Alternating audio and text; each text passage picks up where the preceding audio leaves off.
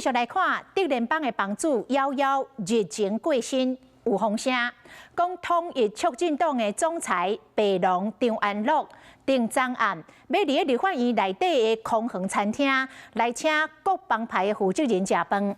行政院长杜英泰接到消息，讲万万不可，讲国会绝对袂当变做帮派聚会场所，只是内政部爱做必要的处理。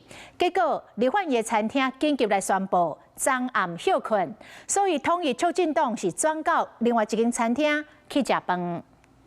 你好，你好。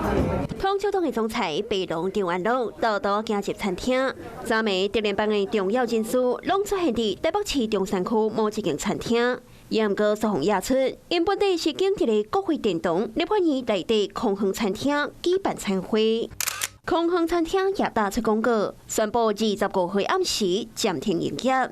传出是因为白龙张安乐本地要伫空恒投票选帮主，引发着风波。看卖啊，本地定位3楼宴会福林厅，敢若表示餐会，敢若就是德联邦的餐会。事实上，空恒会当敲定位。到现场只要报定位人的名，伫咧定件名单顶，警方对放映一笔。根据民进党立委吴思瑶透露，下晡伊甲另营党团总调郭建明讨论技术，接收到张安乐要伫空恒办餐会消息。行政院声明指出，院长杜英泰是伫昨下晡4点外知影这个消息了后，就随请内政部必须要做好必要的处理。内政部向立法院反映了后，立法院也请空恒餐厅配合处理。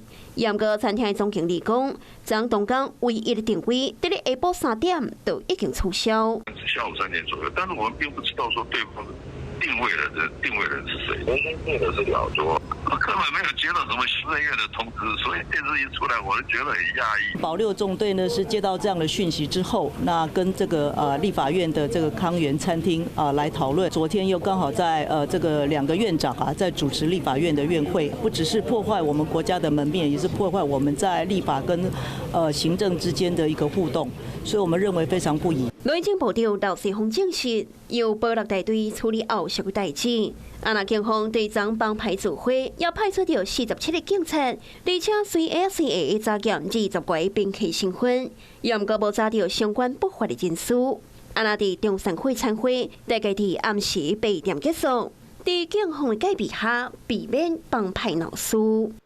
Hello， 我是林明瑞。想要抢先掌握最及时的新闻资讯吗？赶快订阅、按赞、开启小铃铛，锁定我们华视新闻的 YouTube 频道。